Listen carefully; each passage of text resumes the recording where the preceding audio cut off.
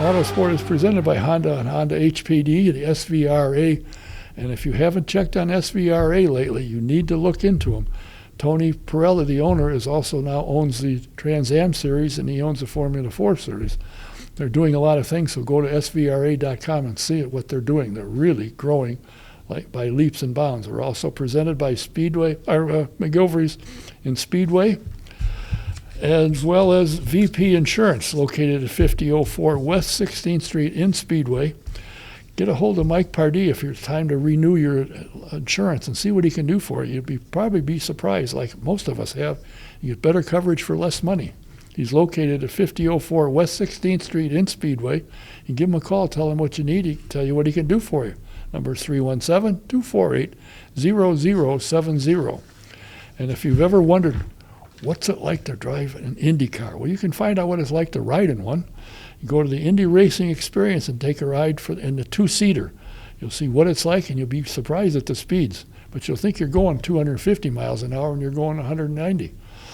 Go to IndyRacingExperience.com, find a date that'll work for you, and sign up for it. And in the promo box, put Don K, and you get a 50% discount. Welcome to the autosportradio.com 2022 show. I'm your host, Don K, and we are here today with one of the really outstanding open-wheel drivers, or closed-wheel for that matter, in racing today, Kody Swanson. And Kody, thanks for taking the time to stop by here. Hey, you bet. You know, it's interesting to look at your bio and look at what you have accomplished. It's amazing. You're the winningest series champion for Silver Crown races. I think you are now the all-time winner in races. You have tied with Unser Sr for consecutive wins for the Hoosier 100 at the fairgrounds. You've won in everything you've put your feet in. You drove a USF 2000 one race, the USF 2000, the Road to Indy program, and you won that in your first time out. What is it that makes you a better driver than the average? Why? What talent does it take to become a good, solid race driver? Yeah, I guess it's hard for me to say. I'm really fortunate. I grew up in a racing family, and grew up watching my dad race. So I started racing myself at 12, but I spent all the years before that, in the grandstands and watching him race everything from late models to super modifieds. So got to see, like you talked about, open wheel versus closed, and enjoyed watching that. And then really fortunate to have had a chance on my own, right, to climb the ranks from Central California here to the Midwest. And it's a sport I love and something that's kind of naturally fit for me. And in the meantime, I feel like I'm really willing to put the time in to study really hard to try to get better at it. Not only at the cars I get to drive often, but also on those unique opportunities like you said with the Road to Indy, or even some into some stock car racing the last year or so. I really try to do my homework and to be as prepared as I can be, and hopefully, if everything goes your way, you have a shot at a good night, and being surrounded by great people certainly makes all the difference. Now, if I remember right, last fall there was 3 events at the what is now once again Lucas Oil Raceway, was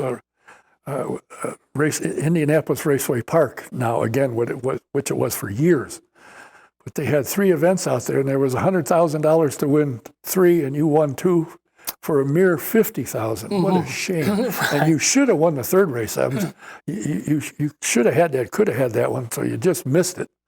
But that had to be a fun night. That was. I certainly enjoy racing there. Right. It's always been Raceway Park. To everybody, and been neat that Lucas Oil has carried the banner. For the naming rights, and really neat that they have.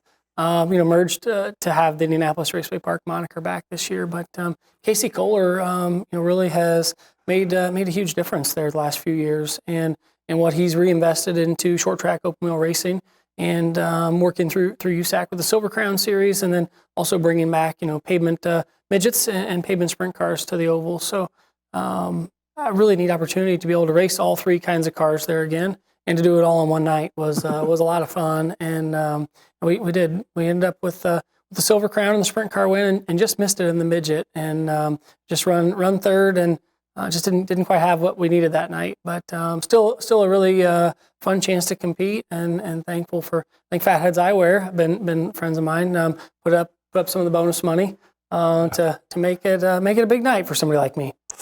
You know, it's interesting because your brother races, Tanner Swanson, your brother, and he comes back here every so often to run against her. Is there a special want to beat him between the two of you? I mean, I think, yeah. I mean, we've been had a sibling rivalry for quite some time now. Everything from, I guess, backyard basketball to racing in every form. And you know, he not only has he come back part time, right? He's been the guy to beat there for a lot of those times. And you know, there was a couple years there. I don't know if any of us even beat him once, if we could even see him anyway. But it's been fun to try to you know, get ahead of that, right, and to try to be able to win myself from time to time. And so for as little as he races still, to come back and run as well as he does, I think really shows a lot how good he is. And at the same time, he makes all of us that are still in town up our game. Otherwise they'll put it to us. So. Does he run out in California at all, or does he just come back here primarily and run? No, it's just back here. So there were a number of those years. He only ran the 2 Silver Crown races at Raceway Park, and you know, last year he got to run some more with. Now, like I said, that Casey's got sprint cars and midgets out there, and even done a little 500 last year. So be interesting to see him come back again this year, and like I said, he'll keep us on our toes. Now you're still a young guy, and I've had a shot at the Road to Indy program, which is supposed to be a stepping stone onto IndyCar after some time. Now, you had one race and you won it. Have you had any contact with anybody that said, hey, how about we try this? Some. You know, I mean, I feel like in the last few years I've had more traction or interest, you know, in the Road to Indy program beyond just that first conversation. You know, that was a great opportunity, you know, with Legacy Autosport, you know, Mike and Butch Meyer, you know, famous family here in Indianapolis, and you know, those guys are doing great things to try to make their own mark in this era of racing with their Road to Indy program. And we got in touch through some mutual friends from the Silver Crown series, and stayed with it for a while. And they were great to help me get exposed to the Road to Indy.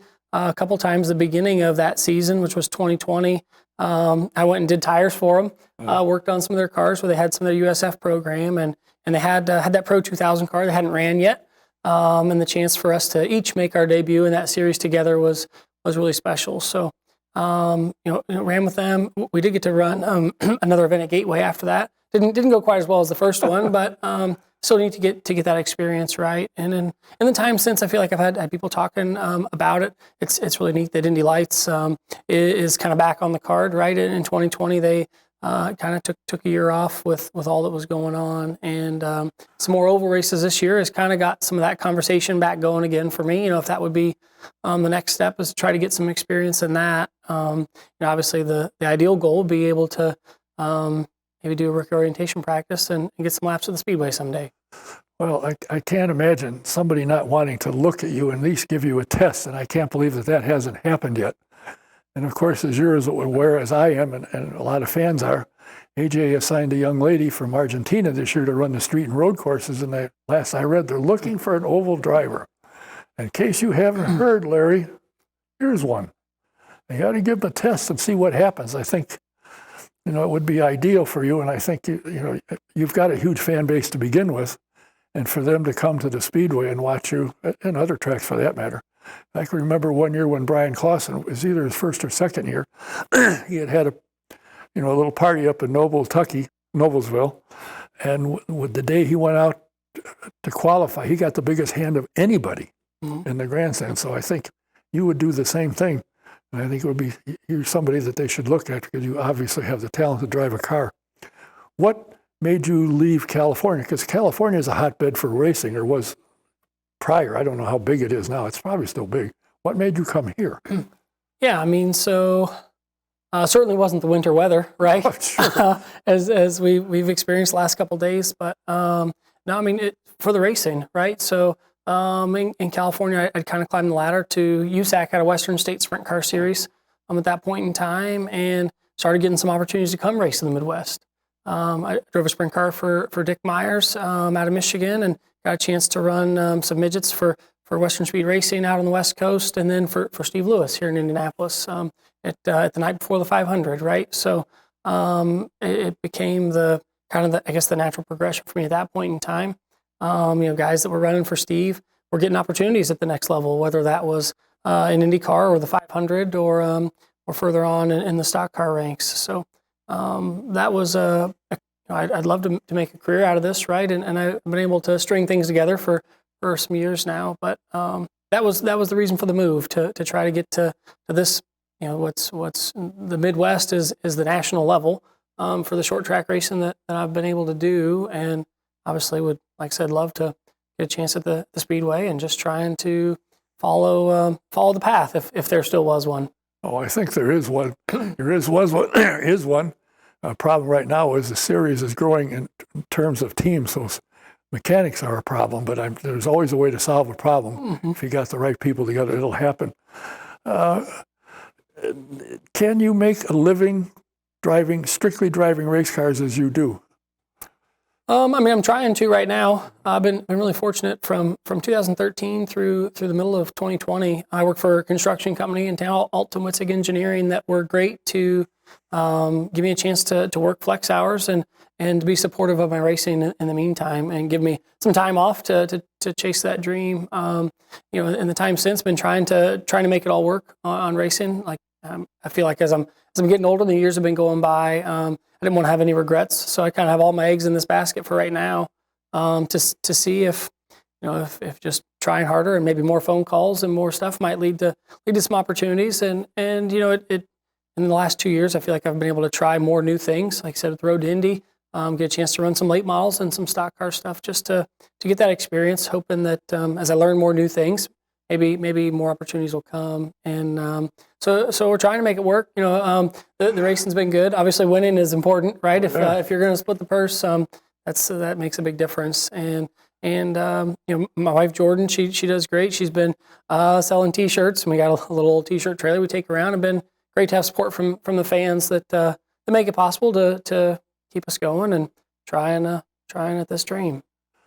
If the opportunity would present itself to go to, say, Indy Lights, which is where I think you would start, and then move up to the IndyCar series, would you have any pushback at home saying, that's kind of fast and they're dangerous cars? Yeah, there's some reality to the type of racing we do already, and as well as IndyCars and Indy Lights. So, the discussion that Jordan and I have had, right? I'm trying to make a career out of it still. I don't want to get to they are really fun, but that's a different conversation if you're just doing it for a fun factor versus still trying to make a career out of it. So as of now, as a career step to do the Indy Lights, I don't think there'd be pushback, right? That'd be a great opportunity to hopefully give me some more experience and hopefully build some skills that if something were to ever come up for me at the Speedway, that would translate and like I said, maybe move me one rung further on that path.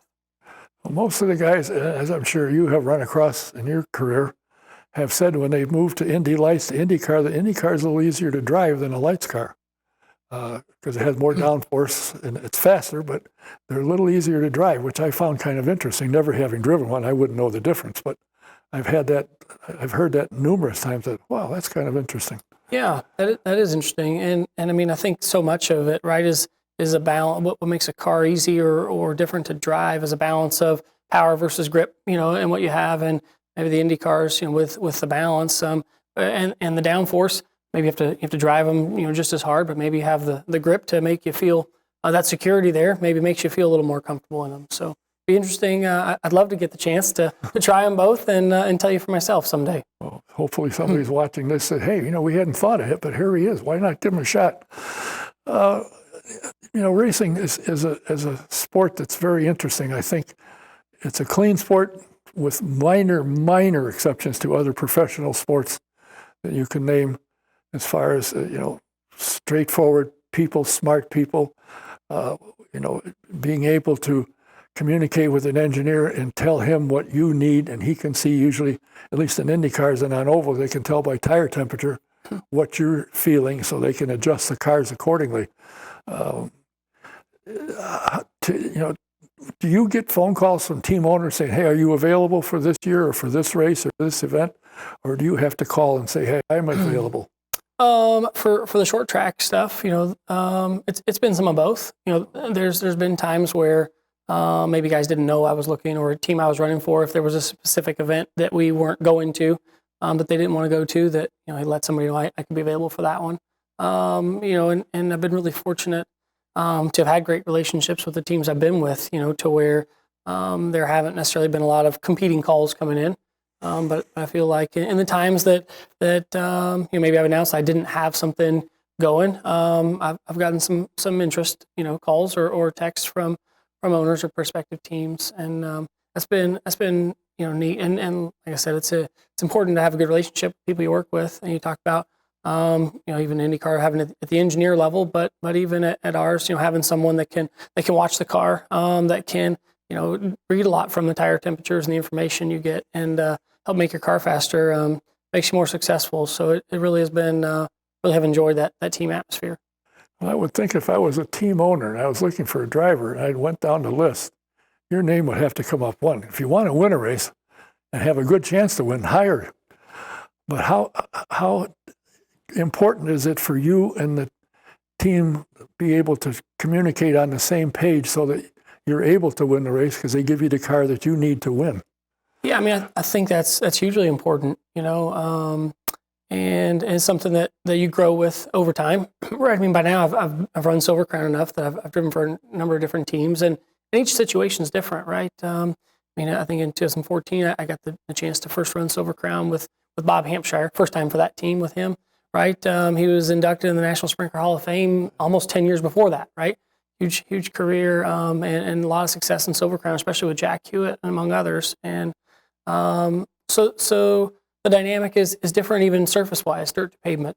Dirt-wise, there wasn't a lot of breaking news I was going to tell him. So he was able just to do his thing and read the racetrack and the car, and he didn't require much feedback from me at the beginning. And as time went and we grew, we really got a good communication role there. But at the same time on the pavement, maybe that's where I had some more experience and could lean into that a little bit better. And so over time, right, every situation is different. But since I do have a lot of experience on the pavement here in the Midwest, which has gone primarily dirt over the last few years, it's been great that I've had good people to work with that have been willing to work with me on that. Some of the ideas I've had, some of the experience I've had with it, and I have that now with Kevin Doran and his team in Silver Crown, and working to build that. This year I'm going to run for Tim Bertrand and his midgets out there at Raceway Park. So be interesting to see what we can work on together. And same time, even running dirt now, probably lean more heavily on solely the crew chief to see it, just because that's probably their forte more than mine. But even still, being able to give them the information that, hey, certain guys like certain things different, and if you can help me feel this way, I promise I'll get in the corner further. And it's been really neat in the last year to see how making those little changes makes us faster and more successful together. It's interesting for me, particularly because I followed IndyCar since 1962 or 63, somewhere in there. A two-car team, one guy will drive a car and say, it doesn't feel right. And they'll put the other driver in, there's nothing wrong with this, and go 10 miles an hour faster. Mm-hmm. Two drivers in essentially the same cars, and they set them up totally different. One guy can't handle it, and the other one says this is perfect. Mm-hmm. Do you have the same thing with the open wheels? Some, and there was some. It just depends where you're at and what you're comfortable with, right? So the first teammate I guess I really had, or that I did, was the one I grew up with, right? Was Tanner, and we probably had more of that.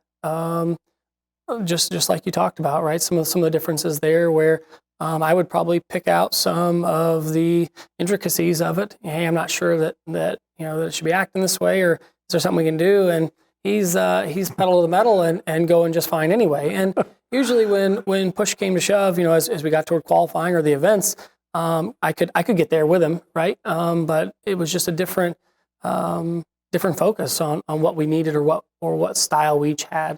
And there was times, so we're the only brothers, I think, in history still to ever run 1-2 in a Silver Crown race. And it's funny to look back at the notes from it, because our cars were completely different, just like you said. So, in the time since, I try to learn from that. I try to watch even other competitors and see maybe what some of their styles or tendencies are. And but it's been neat as I've tried new things.